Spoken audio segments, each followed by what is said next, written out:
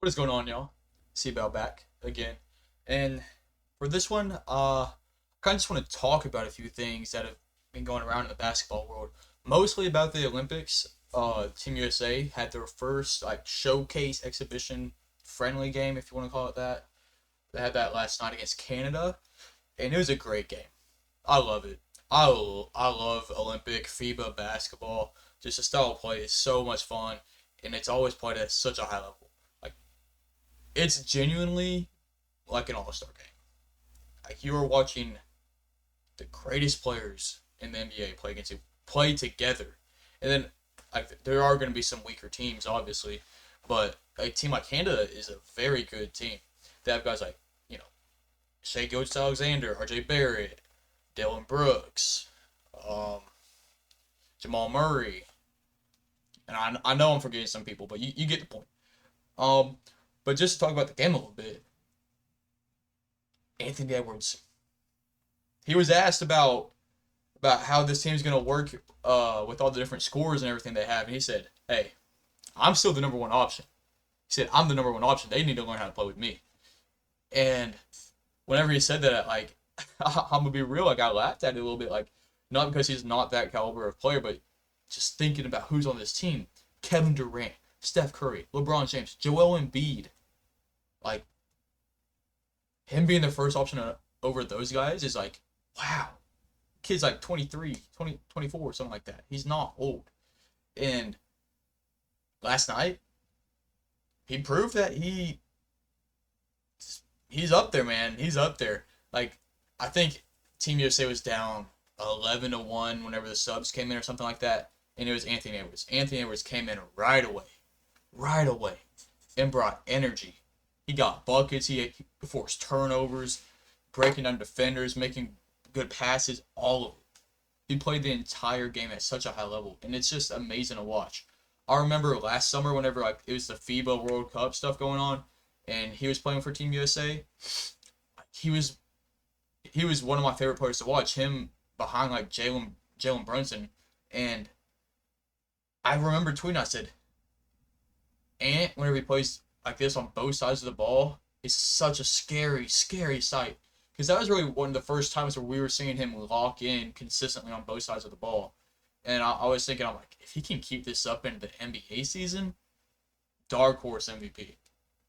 Obviously, that didn't end up happening. He didn't win the MVP, but he played at such a high level, and he's continuing to show that he can do it at a high rate and repeatedly.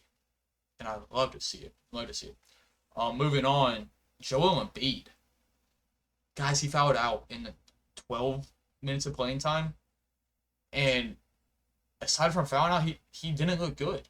He did not look good, and I don't know if he's still trying to recover from some injuries that he was dealing with towards the end of the season, or if it's just the way that FIBA's played. I'm not sure because there were times where he was trying to draw fouls and stuff like he does in the league, and the refs were just sitting there watching. And they're like, "We're not giving it to you." Like very distinctly, I remember he was like bringing the ball up, and I don't know if he got fouled. He might have got fouled, but the ball like gets stripped, and it's bouncing on the floor, and nobody's even paying attention to him, and he just no ball in his hand. He goes, I'm like, bro, what are you, what are you doing? It's just, I don't know. I think he needs to adapt, and if he is hurt, with his knee injury and whatever else he was dealing with, I think that they probably need to start Anthony Davis because I think Anthony Davis looked amazing when he was in the floor on the floor. So yeah, I think that's all I want to talk about with Joel Embiid. But as a team,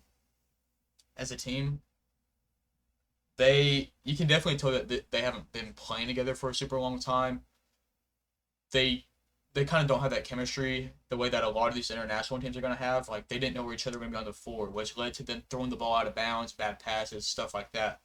But I think over the next week or so, whenever they're having these friendly games, that's gonna get worked out. They're gonna figure each other out more, and like these guys are such high caliber players. They're gonna figure it out. Stuff like that's gonna happen whenever it's your first game playing together. I'm not worried about all that, but I've seen a lot of talk about is this team better than the dream team? I don't know. We got to see what they do in the Olympics before we talk about that. That's what I've been saying. I was messing around with my dad, and I was telling him, I'm like, hey man, this is better than the Dream Team. Like, just kind of joking with him. He was mad. He was like, no, you know who the Dream Team had? That Michael Jordan, Larry Bird, oh, Magic Johnson, Hakeem. I'm like, bro, I'm just saying, give it time and let's have a conversation about it. Because honestly, I think this team has the potential to have that discussion when it's all said and done. This this is genuinely the most well put together team I think I've ever seen, regardless of the circumstances. Like obviously it's better than an NBA team, but like FIBA, Olympics, whatever. This is a perfect team. Yeah, I think they have a perfect mesh of guys that are ball dominant and guys that are willing to play off ball. And bringing in Derek White adds another one of those guys that is great with the ball with this in his hands, but also he's just as impactful off of the ball. He's the type of guy that's going to go and set screens, cut, do all the little things on both sides of the ball. He's going to be talking nonstop. He's a very vocal defender, and that I think that might go into part of why they might have taken him over Jaylen Brown. And I'm not saying that that's the right decision and that I agree with it. I see both sides, I guess. I think Derek White is much more active off of the ball, and he's obviously going to fit into a role better. They don't really need another dominant guy. But I do think that Jaylen Brown embodies everything that they were needing out of another guy on this team. And I think everything that Derek White is going to do for the team, Jaylen Brown can do those same things. And I just got to say, I don't know why Jaylen Brown reacted the way that he did. I don't think it's a great look. He was kind of throwing subliminal shots, or not subliminal, but kind of ah, like you kind of get you can infer what he's getting at by what he said on Twitter. Like he was like, at Nike, this is what we're doing now, which I don't know how to feel about that. Like I've seen the stuff about Nike is like Team USA sponsor and they might have some say in who's on the team, but I don't think it's that deep. I really don't. I think they, I think they might have just thought that Jaylen Brown wasn't going to fit into the role as well as Derek White is going to. I don't know. But another aspect of the whole Jaylen Brown Twitter stuff is he's kind of throwing an indirect shot at Derek White, right? Like he's like, that's his teammate. They just won a championship together. They just won a championship together, and he's like saying that he should have made it. And to me, that's just it. I'm not saying it absolutely does look this way, but it could definitely look like he's saying that he thinks he deserved it over Derek White. And I don't think it's going to start anything on the team. I think the Celtics are such a well-mannered and mature team, I guess, that that's not going to cause problems for them. But I just don't like the way that looks, if I'm being completely honest. And just a little thing here before we wrap up is we we've continued to get more information about the whole Clippers, Paul George, Kawhi, everything that happened, and I hate it more and more for the Clippers the more that we learned. So originally they offered Paul George like a 2 year, $60 million deal, and $30 million a year is great.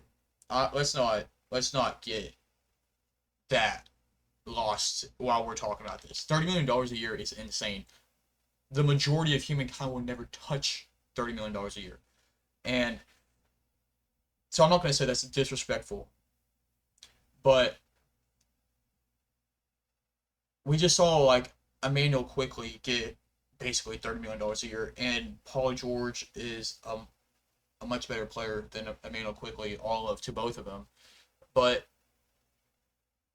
when the Clippers give up as much as they did to get a guy like Paul George and Kawhi Leonard, Kawhi signed there with the promise they're getting Paul George to play with him, and they extended Kawhi, and everybody's like, okay, they're going to extend Paul George after this, and they didn't because they didn't want to give him an extra year. And then I'm pretty sure Paul George said, if you don't give me the extra year, just match Kawhi's money, give me a no trade clause. And they couldn't meet him there to keep Paul George, one of the smoothest, most versatile wings we've seen play the game of basketball.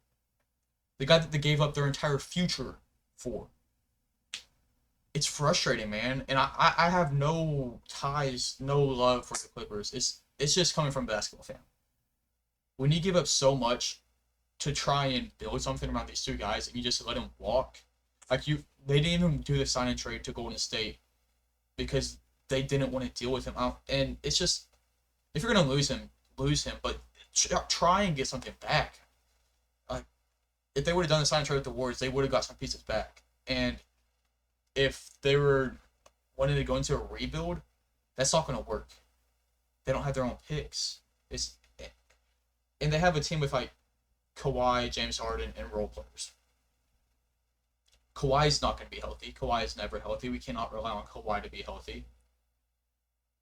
James Harden probably won't be all that healthy. He'll probably play about 60 games or so, which is, it's not bad, but to win a championship, that's not going to cut it.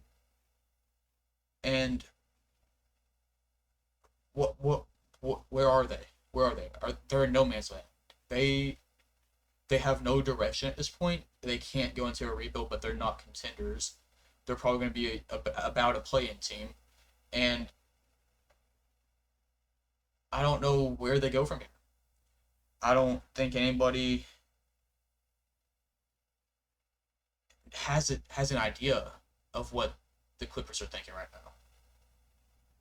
So, I'm not sure.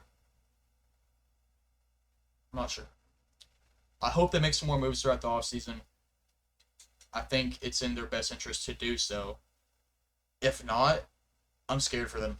I'm scared for them right now, and I'm scared for them in the future. But let's get this thing wrapped up. Thank you guys very much for watching. Don't forget to like and subscribe if you made it this far. And as always, join the conversation. Peace.